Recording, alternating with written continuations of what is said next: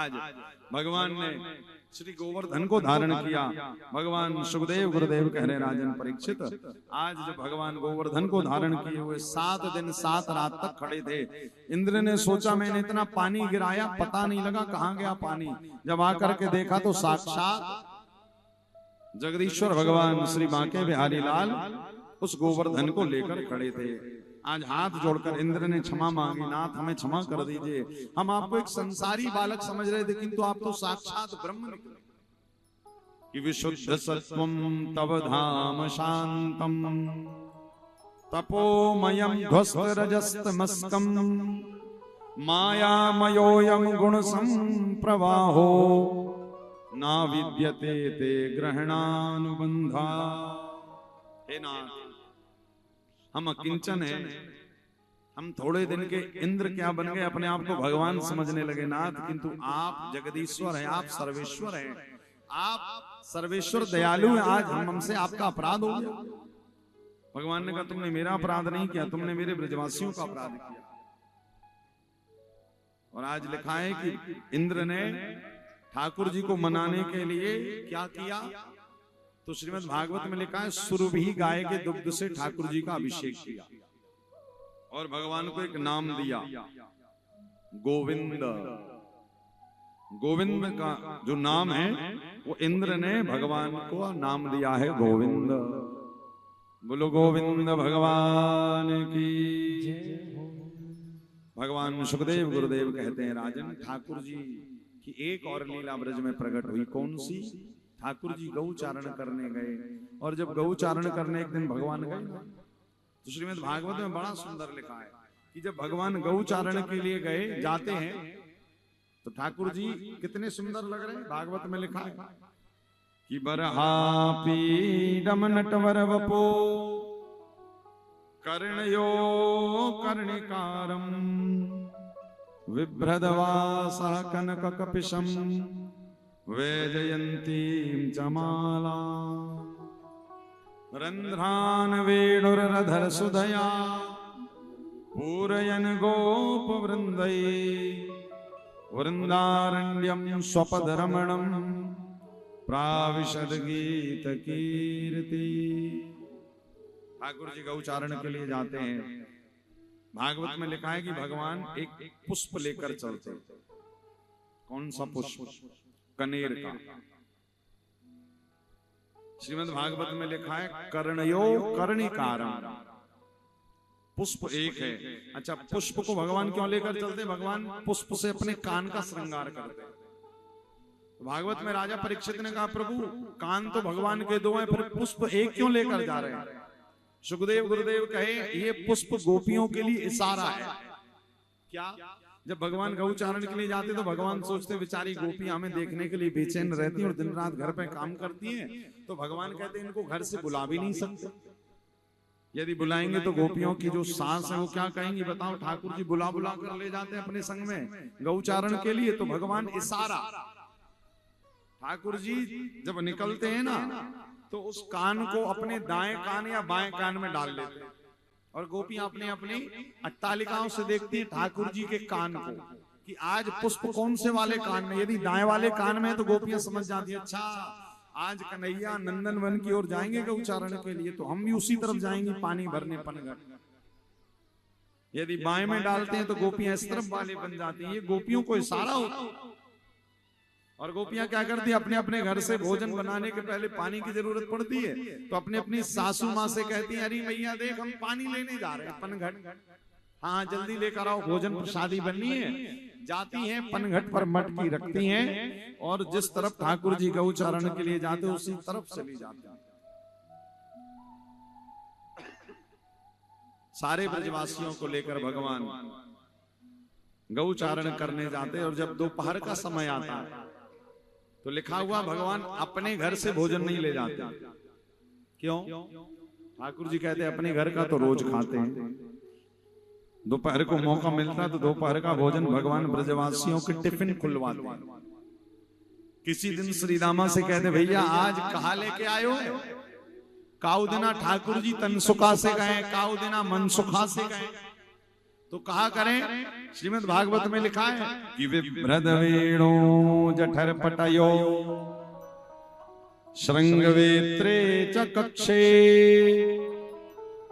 Balm वाला हाथ, वामे पाणौ मृसर्ण कवलौ तत्फलान्यांगुलीषु च। श्रीमद् भागवत में लिखा है भगवान अलग अलग ग्वाल वालों से कहते हैं कि भैया आज कहाँ लेके आए? तो श्री दामा कहता ठाकुर जी आज तो हम आम को अचार और रोटी लाए। तो ठाकुर जी कहते लाओ आम का अचार, और यहाँ पर ठाकुर जी फंसा लेते आम का अचार।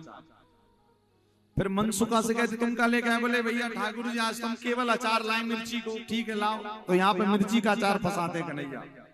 वाम वाले हाथ में लिखा है वामे पाणो मसरण कबलम, मसरण का है तो अचार को, यहाँ पर कटहल का, यहाँ पर नींबू का, 5 प्रकार के अचार फंसाकर भगवान बीच में रोटी रखते हैं। और ठाकुर जी कभी आम के अचार में लगाकर खाते हैं, कभी मिर्ची में, कभी नींबू में, कभी कटहल के अचार में लगाकर खाते। और ठाकुर जी कहते वाह। सारे ब्रजवासी कहते बताओ जिस ठाकुर के लिए लोग 56 भोग लेकर लाइन में खड़े रहते वो आज हमारे हाथ की अचार रोटी खा रहे। आज भगवान ने श्री गोवर्धन को धारण किया। भगवान सुखदेव गुरुदेव कह रहे राजन परीक्षित, आज जब भगवान गोवर्धन को धारण किए हुए 7 दिन 7 रात तक खड़े थे, इंद्र ने सोचा मैंने इतना पानी गिराया पता नहीं लगा कहाँ गया पानी।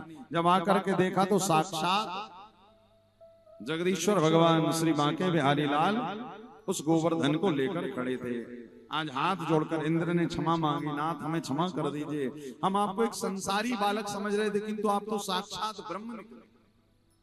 कि विशुद्ध सत्वम तव धाम शांतम तपोमयम ध्वस्त रजस्तमस्कम मायामयोयम गुण संप्रवाहो ना विद्यते ते ग्रहणानुबंधा। हे नाथ हम अकिंचन हैं, हम थोड़े दिन के इंद्र क्या बन गए, अपने आप को भगवान समझने लगे नाथ, किंतु आप जगदीश्वर हैं, आप सर्वेश्वर हैं, आप सर्वेश्वर दयालु हैं। आज हमसे आपका अपराध हो गया। भगवान ने कहा तुमने मेरा अपराध नहीं किया, तुमने मेरे ब्रजवासियों का अपराध किया। और आज लिखा है कि इंद्र ने ठाकुर जी को मनाने के लिए क्या किया? तो श्रीमद् भागवत में लिखा है सुरभि गाय के दुग्ध से ठाकुर जी का अभिषेक किया और भगवान को एक नाम दिया गोविंद। गोविंद का जो नाम है वो इंद्र ने भगवान को नाम दिया है गोविंद। बोलो गोविंद भगवान की जय। भगवान सुखदेव गुरुदेव कहते हैं राजन ठाकुर जी की एक और लीला ब्रज में प्रकट हुई। कौन सी? ठाकुर जी गौचारण करने गए, और जब गौचारण करने एक दिन भगवान गए तो श्रीमद् भागवत में बड़ा सुंदर लिखा है कि जब भगवान गौचारण के लिए गए जाते हैं तो ठाकुर जी कितने सुंदर लग रहे हैं। भागवत में लिखा है कि बरहापीडम नटवर वपो कर्णयो कर्णिकारम विभ्रदवासः कनक कपिशम वैजयन्तीं च माला रंध्रान वेणुरधर सुधया पूरयन गोप वृंदै वृंदारण्यम स्वपदरमणम प्राविशद गीत कीर्ति। ठाकुर जी गौचारण के लिए जाते हैं। भागवत में लिखा है कि भगवान एक पुष्प लेकर चलते। कौन सा पुष्प? कनेर का।